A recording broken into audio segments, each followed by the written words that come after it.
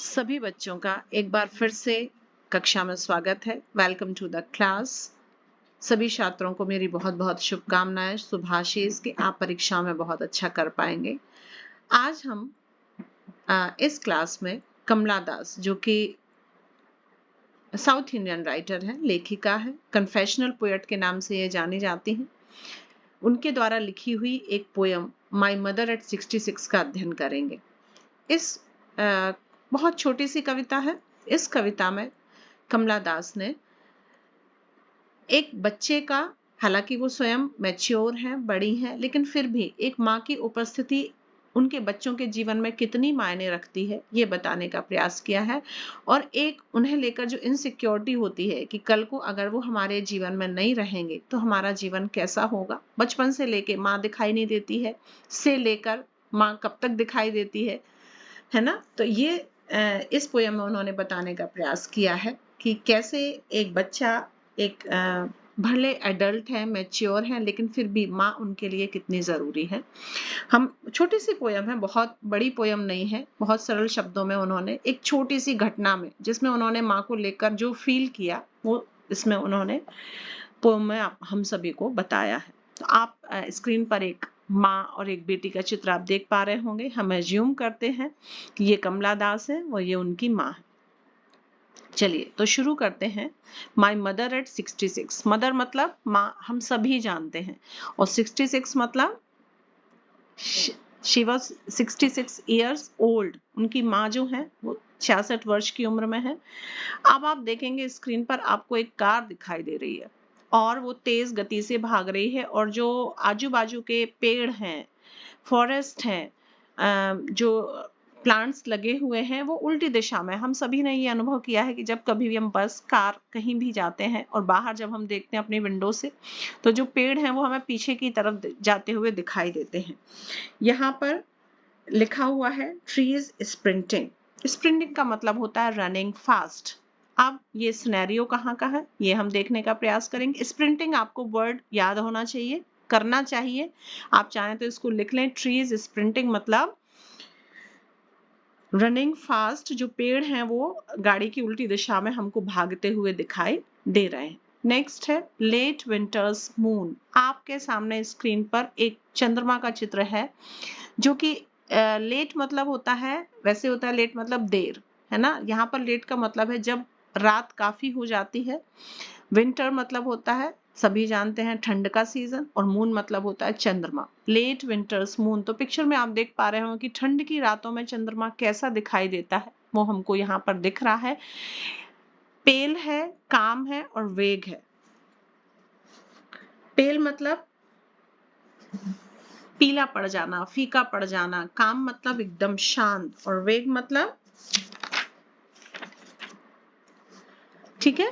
तो अस्पष्ट, वेग मतलब अनक्लियर। स्पष्ट आपको पूरी पिक्चर आपको नहीं दिखाई दे रही है, थोड़ा सा उसकी रोशनी कम पड़ जाती है। ठंड के सीजन में कोहरा भी होता है। सीजन वेदर जो होता है वो काफी क्लाउडी, या कह सकते हैं कोहरे के कारण क्लाउडी होता है। तो जो कैसा चंद्रमा हमको, ये इंपॉर्टेंट है क्योंकि ये क्वेश्चन आता है, और पिक्चर में आपको इसलिए दिखा रही हूँ ताकि आपके दिमाग में ये शब्द भी आए और साथ में आपको ये वर्ड्स याद भी हो जाए। तो लेट विंटर्स मून, ठंड की रात का चंद्रमा, देर रात का चंद्रमा, फीका है, शांत है और अस्पष्ट है, अनक्लियर है ना। पेल, काम एंड वेग।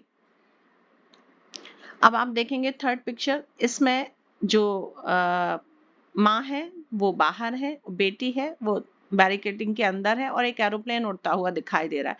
ये पिक्चर वहां की है, जो रास्ता पोएटिस ने सफर किया है कार में जाते हुए अपनी माँ के साथ। वो कार में जा रही हैं और एयरपोर्ट की तरफ जा रही हैं, और वहां पर वो उनको सी ऑफ कर रही हैं अपनी माँ को। तो यहाँ पर आपने चीजें देखी। ट्रीज स्प्रिंटिंग इंपॉर्टेंट है, लेट विंटर्स मून इंपॉर्टेंट है, और ये वर्ड्स इंपॉर्टेंट है, पेल, काम एंड वेग। और ये जो है सी ऑफ, एयरपोर्ट का सीन है, यहाँ पर वो अपनी माँ को सी ऑफ कर रही है with a smile on her face. Okay, तो अब हम देखेंगे इसकी समरी। बहुत छोटी सी पोयम है। आप इसको पहले आप एक कहानी के तौर पर देखें कि जो माँ बेटी है वो इस कार में बैठ के कोचीन एयरपोर्ट की तरफ जा रही हैं। वो अपनी माँ से मिलने उनके घर आई हैं। अब कार में बैठकर कोचीन एयरपोर्ट की तरफ जा रही हैं, तो बाजू वाली सीट पर उनकी माँ बैठी हैं। कार तेज जा रही है, तो बाहर के जो पेड़ हैं वो कैसे स्प्रिंटिंग लग रहे हैं कि वो रनिंग फास्ट, वो भी साथ साथ दौड़ रहे हैं। पर अपोजिट साइड में कुछ बच्चे भी यहाँ खेलते हुए दिखाई देते हैं। जब आप डिटेल्ड में पोयम को पढ़ेंगे तो आप उसमें पढ़ पाएंगे कि कुछ बच्चे भी बाहर अंदर बाहर खेलते हुए इनको दिखाई दे रहे हैं। और जब पोएटिस की नजर अपनी माँ के चेहरे पर पड़ती है, वो डोज्ड ऑफ है। डोज्ड ऑफ का मतलब होता है सो जाना, मतलब जब नींद आती है बस में, कार में हम सभी जानते हैं कि आंखें लग जाती हैं, तो वो हल्की सी सो जाती हैं। उनका हाफ ओपन्ड माउथ है, आधा खुला हुआ मुंह है, और पोएटिस की नजर उनके चेहरे पर पड़ती है तो उनको देखकर उनको क्या फीलिंग आती है कि मेरी माँ 66 की हो गई हैं। अब वो क्या फीलिंग्स आती है हम समरी में जानेंगे, ठीक है। तो ये आप दिमाग में रखेंगे, लेट विंटर्स मून और ये सीन। अब हम देखते हैं summary of the poem my mother at 66 written by Kamala Das. यहाँ पर हाइफन होना था। समरी ऑफ द पोएम या थीम ऑफ द पोएम, मैंने थीम और समरी आपको 2 वर्ड्स दिए हैं। कई बार समरी लिखा आता है, कई बार थीम लिखा आता है। तो हम समरी देखेंगे। The poetess is going to Cochin airport with her mother. Car में जो पोएटेस हैं कमला दास हैं, वो कहाँ जा रही हैं? गोइंग मतलब जाना। Cochin airport with her mother, Kamala Das अपनी माँ के साथ कोचीन एयरपोर्ट जा रही हैं।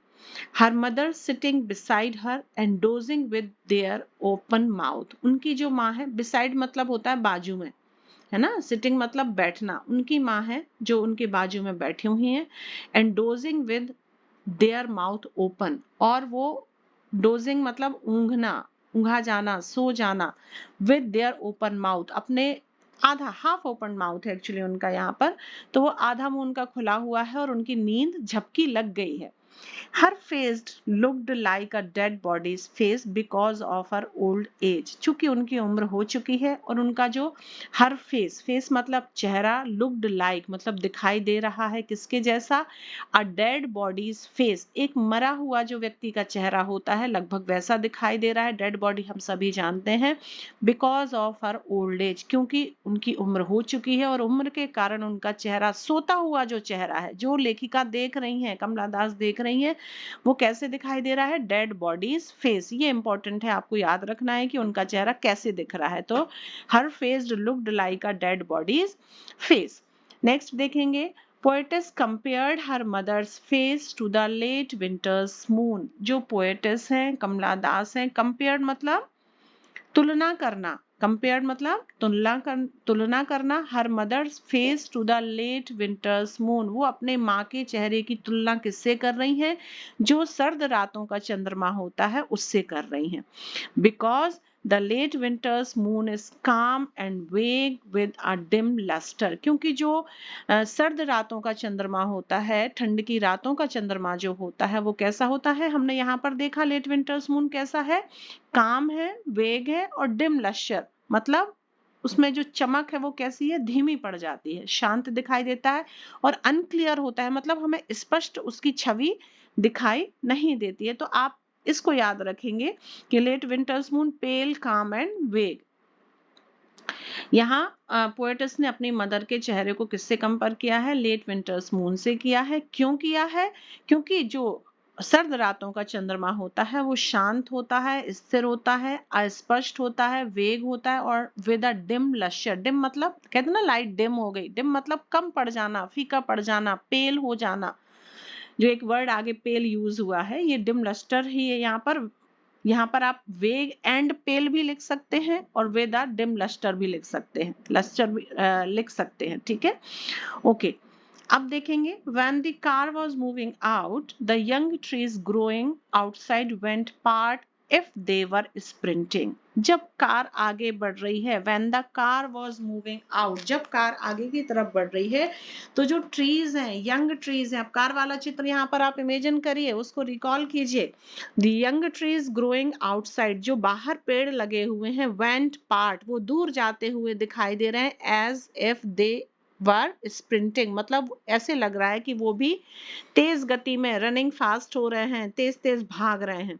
तो जब कार आगे की तरफ बढ़ रही है तो पेड़ पीछे भागते हुए दिखाई दे रहे हैं। The poetess felt that her mother would leave her one day. अब जो माँ का फेस उन्होंने देखा कि उनकी माँ का चेहरा डेड बॉडीज फेस जैसा दिख रहा है। क्यों दिख रहा है? Because of her old as दिख रहा है। बहुत सरल शब्दों में मैंने इसको यहाँ पर लिखने का प्रयास किया है ताकि कम से कम शब्दों में आपको थीम भी क्लियर हो जाए, समरी भी क्लियर हो जाए और यही शब्द आपको क्वेश्चन आंसर्स करते समय हेल्पफुल हो, आपको इन शब्दों की मदद मिले ताकि आप अपना क्वेश्चन पेपर बहुत अच्छे से कर पाए। When the car was moving out, the young trees growing outside went part as if they were sprinting. अब the poetess felt that her mother would leave her one day, feeling of insecurity. यहाँ पर जब poetess ने अपनी माँ का चेहरा देखा तो उनके दिमाग में एक पल के लिए, एक क्षण के लिए, for a moment, a thought came in her mind that her mother would leave her one day, कि उनकी माँ एक दिन उनको छोड़कर चली जाएंगी। तो ये क्या है? हालांकि जो पोएट्स हैं वो खुद ही एडल्ट हैं, मैच्योर हैं, वो अच्छी खासी उम्र के पड़ाव पे हैं, दौर में हैं, लेकिन उनकी माँ के इस तरह से चेहरे को देखकर उनके अंदर जो फीलिंग ऑफ इनसिक्योरिटी, फीलिंग मतलब होता है महसूस करना, इनसिक्योरिटी मतलब असुरक्षा की भावना जो उनके अंदर आती है वो ये है कि उनकी माँ भी उनको छोड़कर एक दिन चली जाएंगी।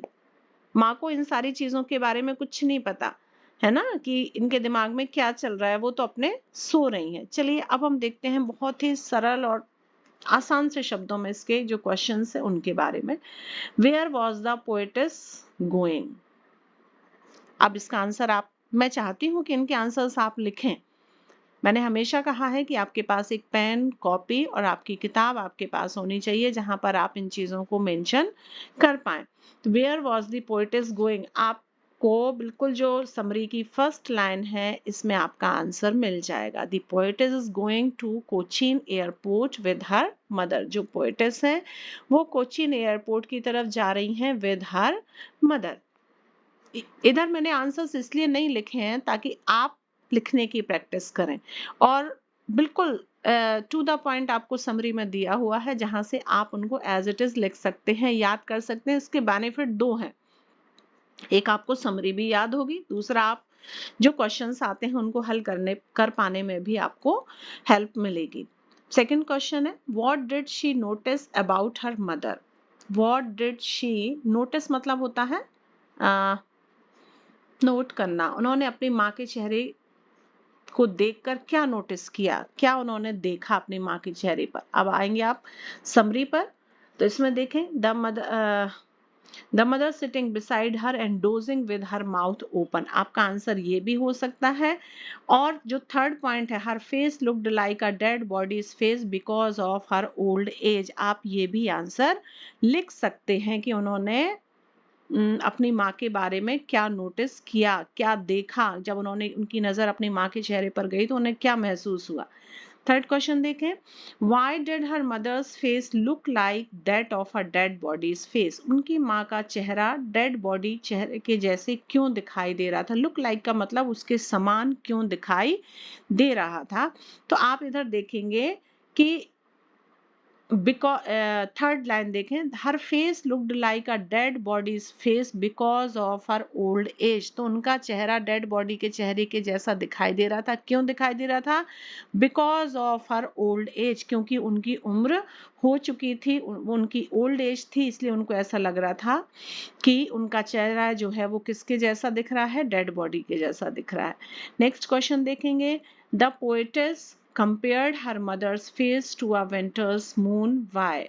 अब इस क्वेश्चन में, ये क्वेश्चन कई बार आता है, इंपॉर्टेंट है, आप इसको टिक करके रखें, मार्क करके रखें और याद करने का प्रयास करें। The poetess compared her mother's face to a winter's moon. Poetess ने अपनी माँ के चेहरे को सर्द चंद्रमा से क्यों कंपेयर किया है? कंपेयर मतलब तुलना करना और वाई मतलब क्यों।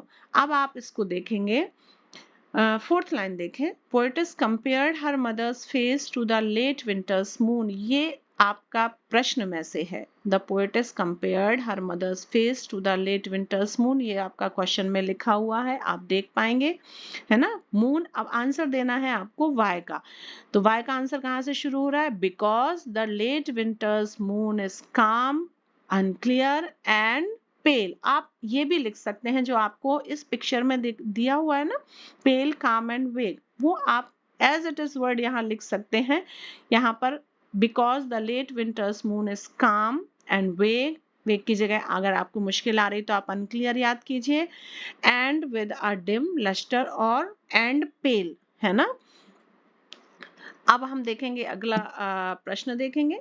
Who were the young how were the young trees sprinting? जो young trees हैं वो किस तरह से sprinting कर रहे हैं, किस तरह से वो भाग रहे हैं? तो कैसे कर रहे हैं? When the car was moving out, the young trees growing outside went part as if they were sprinting. क्योंकि कार आगे बढ़ रही है इसलिए ऐसा लग रहा है कि जो पेड़ हैं वो फास्ट फास्ट रन कर रहे हैं। नेक्स्ट क्वेश्चन देखें। What is the kind of pain and ache that the poetess feel? वो कैसा दर्द और एक था जो कि पोएटेस फील कर पा रही थी। तो इसका आंसर है कि आप बताएं इसका आंसर क्या है भाई? What kind of pain and ache that the poetess feel? मतलब जो पोएटेस हैं वो किस तरह का दर्द महसूस कर रही थी। पेन मतलब होता है दर्द और एक मतलब होता है कुछ उनको ऐसा चुभ रहा था, कि वो क्या था जो उनको चुभ रहा था। तो इसका सीधा सीधा आंसर है कि when poetess see her mother sitting beside her and she is dozing, her mouth is open, her face is pale like a dead body. वो क्या देख के दुख हो रही थी? आप इसमें थर्ड जो लाइन है, her face looked like a dead body is face because of her old age. तो आप आंसर इसमें से लिख सकते हैं, यही इसका आंसर है कि the kind of pain and ache that the poetess feel because her mother's face looked like a dead body's face because of her old age. This is the pain or ache the poetess feel. Okay?